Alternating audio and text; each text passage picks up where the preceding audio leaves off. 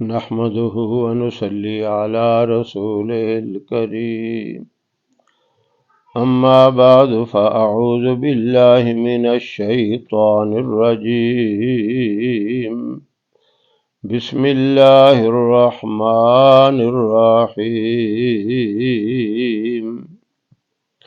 وَإِذْ أَخَذْنَا مِيثَاقَ بَنِي إِسْرَائِيلَ لا تعبدون إلا الله وبالوالدين إحسانا وذي القربى واليتامى والمساكين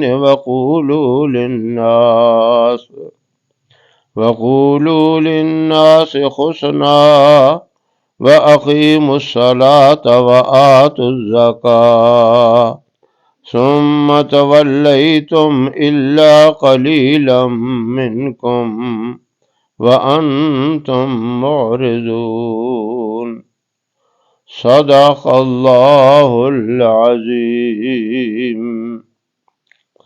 محترم سامعین و ناظرین، سورہ بقرہ کی آیت نمبر 83 تلاوت کی گئی ہے۔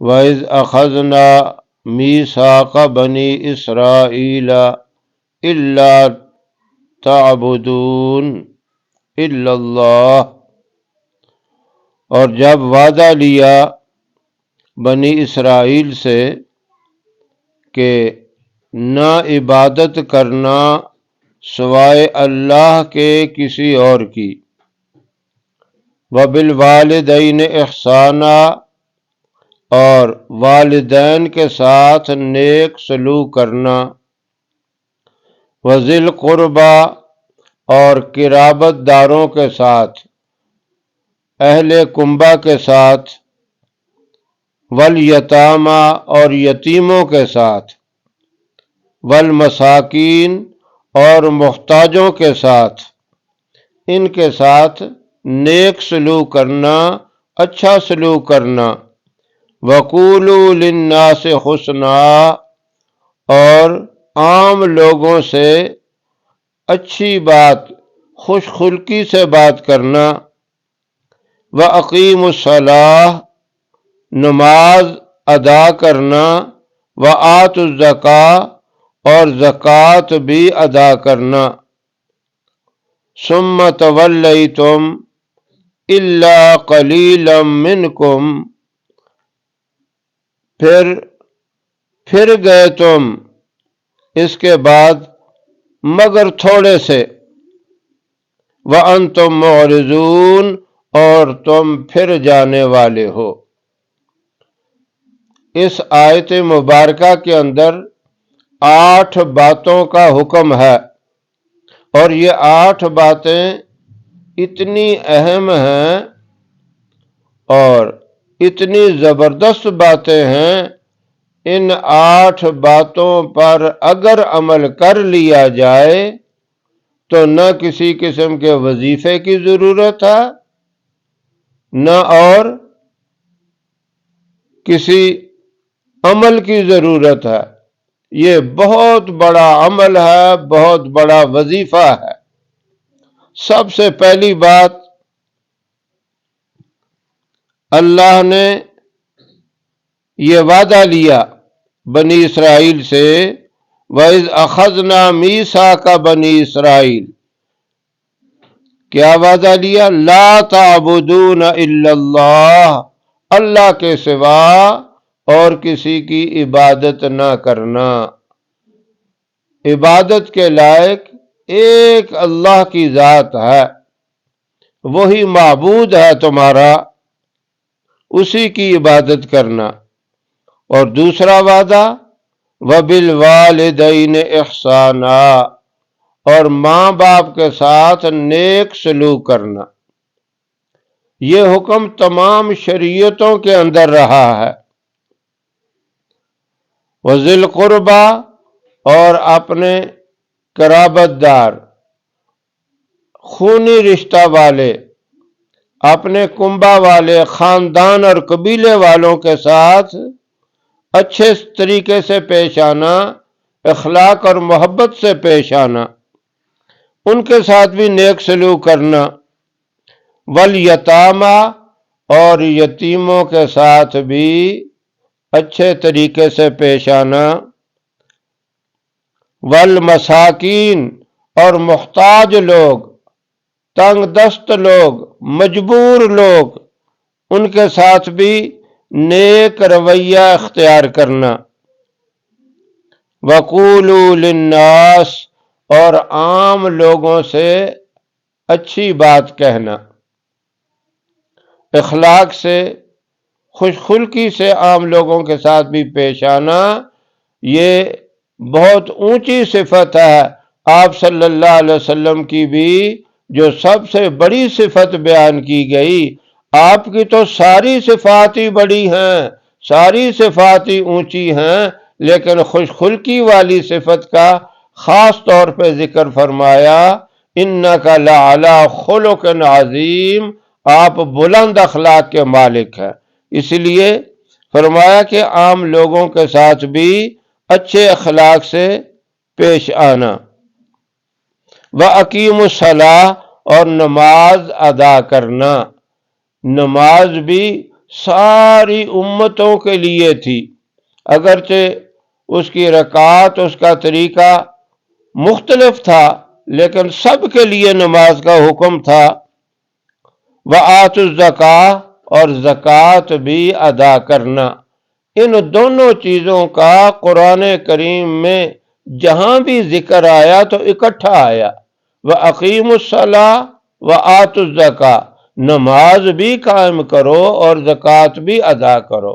اس لیے علماء نے لکھا ہے جو نماز پڑھتا ہے اور زکوٰۃ نہیں ادا کرتا، اللہ اس کی نماز کو بھی قبول نہیں کرتا، اور جو زکوٰۃ ادا کرتا ہے لیکن نماز نہیں پڑھتا، اللہ اس کی زکوٰۃ کو بھی قبول نہیں کرتا۔ یہ دونوں چیزیں بہت ضروری ہیں۔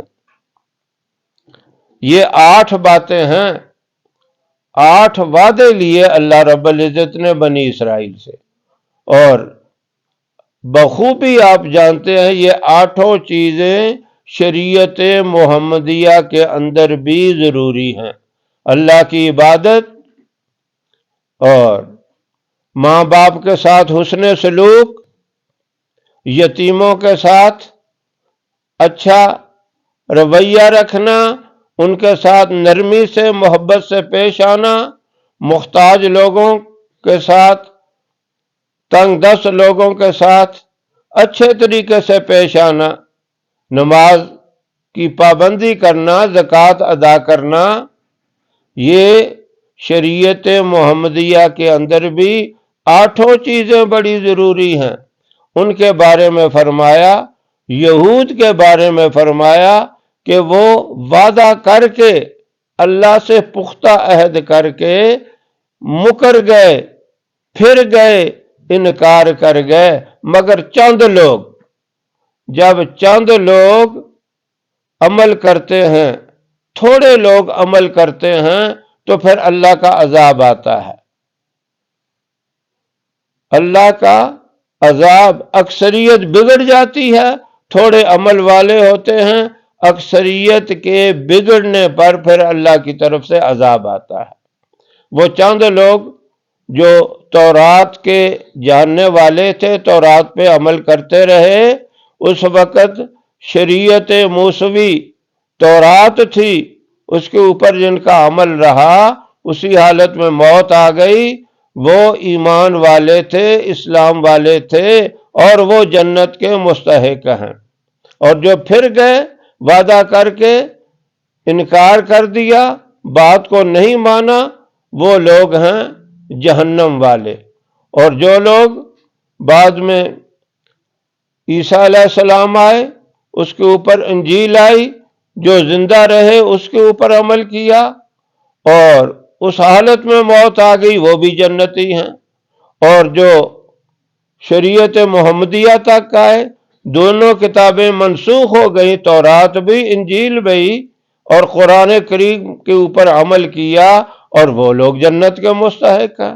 یعنی وقت کے پیغمبر پر جو کتاب ہو، جو اس کا حکم ہو، اس کو ماننا بہت ضروری ہے۔ یہ 8 باتیں جن کا اس آیت مبارکہ کے اندر ذکر ہے، یہ سارے نبیوں کے لیے یہ حکم تھا۔ تو یہ ایک اجتماعی حکم ہے، اس کے اوپر جس نے عمل کر لیا اس کی دنیا بھی بن گئی اور آخرت بھی بن گئی۔ یہ اتنے بڑے حکم ہیں، ان کو مان لیا جائے تو کسی وظیفے کی بھی ضرورت نہیں ہے۔ اللہ دونوں جہانوں میں کامیاب کر کے جنت کا مستحق بنا دیتا ہے۔ اللہ رب العزت عمل کی توفیق عطا فرمائے۔ ایک بات خاص طور پہ سمجھ لیں، قولوا للناس جو کہا کہ نرمی سے اچھے طریقے سے بات کرو۔ اب دیکھو اللہ نے موسیٰ علیہ السلام کو فرعون کے پاس بھیجا۔ موسیٰ علیہ السلام سے بڑھ کر نصیحت کرنے والا کوئی نہیں، اور فرعون سے بڑھ کر بدترین گمراہ کوئی نہیں۔ اللہ نے موسیٰ علیہ السلام کو کہا اس بدترین گمراہ سے بھی نرمی سے، خوش خلقی سے بات کرنا۔ تو عام مسلمان سے جو خوش خلقی سے بات نہیں کرے گا، سخت مزاجی سے بات کرے گا، تو کتنی بڑی بدقسمتی کی بات ہے۔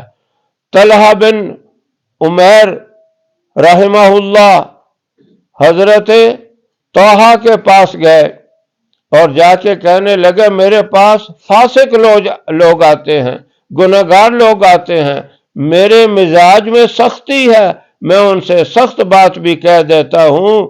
تو حضرت طٰہٰ نے فرمایا ہرگز ایسا نہیں کرو، اللہ نے حکم دیا قولوا للناس حسنا، لوگوں سے نرمی سے، خوش اخلاقی سے بات کرو۔